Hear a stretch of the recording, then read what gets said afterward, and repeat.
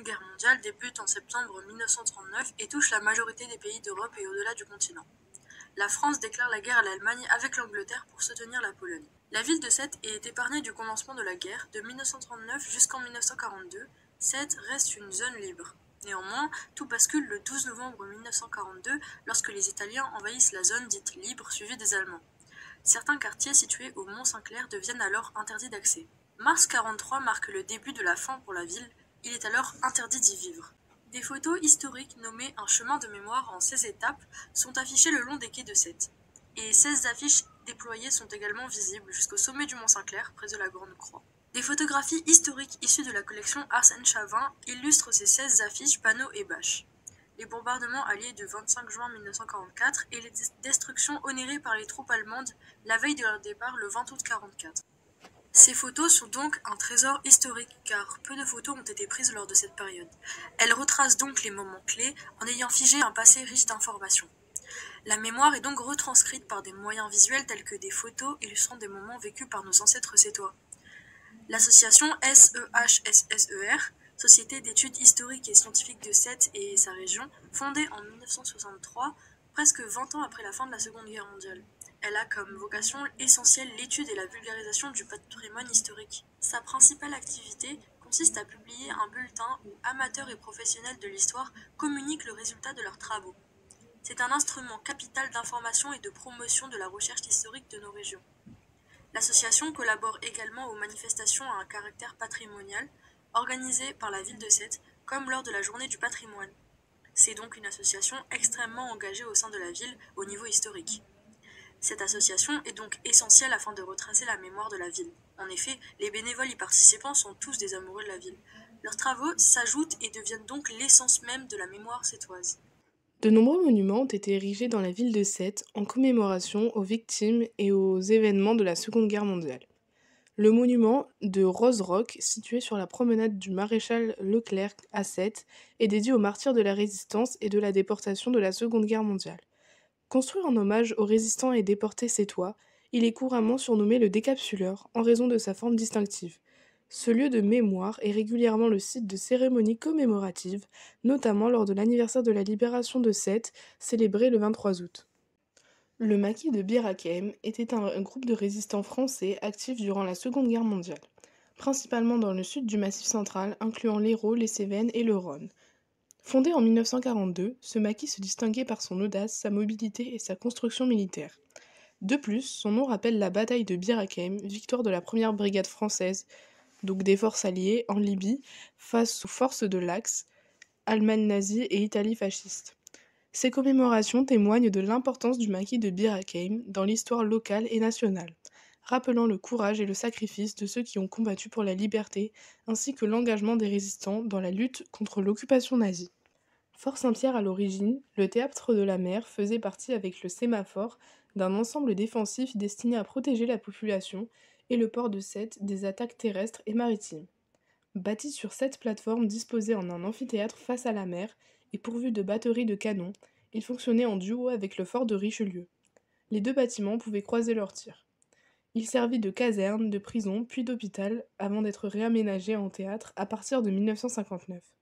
Dans ce théâtre, on retrouve notamment la salle Tarbouriège qui doit son nom au sous-lieutenant Maurice Tarbouriège, qui mourut dans les bagnes nazis pour la libération de la France. Il existe une plaque érigée en son honneur au sein du théâtre de la mer. Il existe également de nombreuses photos historiques exposées dans cette salle.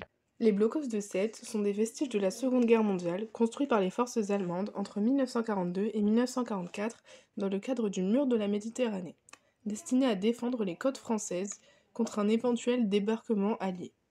Ces structures en béton armé, conçues pour résister aux bombardements, servaient de postes de défense, d'observation et d'abri pour les soldats.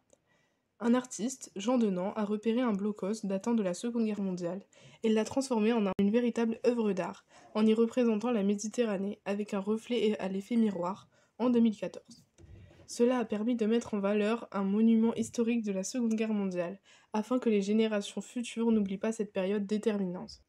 Le pont du Tivoli, à Sète, est un ouvrage emblématique de la ville, dont l'histoire est marquée par les événements de la Seconde Guerre mondiale. Il a été détruit durant la Seconde Guerre mondiale lors de la retraite des troupes allemandes afin de ralentir la progression des troupes alliées lors de la libération de Sète le 20 août 1944. Cela marque la fin de l'occupation allemande. Le pont actuel date alors de 1952. Il existe alors une multitude de monuments dédiés à la commémoration des héros de la Seconde Guerre mondiale, s'étant sacrifiés pour leur pays et notamment pour leur ville, comme les Sétois. Le travail de mémoire passe également par les souvenirs et les histoires vécues par nos ancêtres, tous victimes d'une guerre atroce. Ici, le travail d'un simple opticien devient un dossier important pour les historiens d'aujourd'hui qui peuvent reconstituer une Sète en ruine. Cependant, ces images permettent également à la population de remémorer, mais aussi de découvrir une réalité souvent parfois inconnue ou bien incomprise. Arsène Chavin a immortalisé notre ville, Sète, lorsque celle-ci se trouvait anéantie. L'opticien illustre l'occupation par des photos de la coexistence entre nazis et soldats, ou bien par les conséquences de celle-ci avec les avis d'évacuation d'une population fuyant les nazis.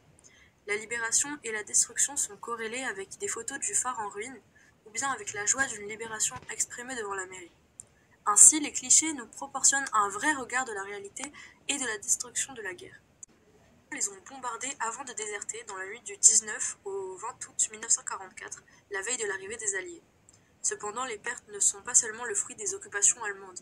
Il est important de se remémorer des pertes engendrées par les bombardements alliés. C'est alors l'occasion d'apprendre, ou bien de se rappeler, que 47 Sétois, dont beaucoup résistants, ont péri sous les bombardements américains du 25 juin 1944. Nous savons que la Seconde Guerre mondiale n'a pas encore révélé toutes ces zones d'ombre. Ainsi, il nous semble parfois difficile d'imaginer qu'il y a tout juste 80 ans, les Sétois apprenaient le débarquement de Provence sous le commandement d'Alexander Patch et de Jean de Lattre de Tassigny. Il est donc important, après plus de 80 ans après les drames, non seulement pour les familles des déportés, des résistants et des victimes de cet épisode horrifique du XXe siècle, de continuer d'entretenir leur mémoire. Important de pouvoir poursuivre les recherches. Nous pouvons, grâce aux photos créées par Arsène Chavin, remémorer et comprendre la réalité d'une population sétoise traumatisée par la guerre. Cette douleur des familles est une douleur qui s'est ajoutée à la perte au fil des années, avec l'incertitude du sort de certains des victimes de la guerre. Ainsi, il est important de prêter hommage non seulement à l'occasion des 80 ans de la libération, mais tout au long de nos vies afin de ne pas céder à des actes belligérants qui nous mèneraient à des conséquences similaires. On dit souvent qu'une image vaut 1000 mots, alors que pouvons-nous avoir de mieux qu'une exposition composée d'images d'un homme qui a vécu, comme d'autres millions de personnes, une guerre atroce et mortifère. Locales comme celle du SEH-SSER visent à maintenir vivante la mémoire de cette guerre. L'association permet la transmission aux jeunes générations de l'importance des valeurs de la liberté, de paix et de démocratie, qui étaient perdues lors de la Seconde Guerre mondiale. Ainsi, la préservation de cette mémoire permet la diffusion des leçons obtenues par les erreurs de nos prédécesseurs. De façon plus succincte, la mémoire de la Seconde Guerre mondiale est ancrée dans une volonté de préservation de l'histoire et de transmission des leçons du passé, en veillant à ce que les souffrances et sacrifices endurés par nos devanciers ne soient jamais oubliés et ainsi dénués de sens.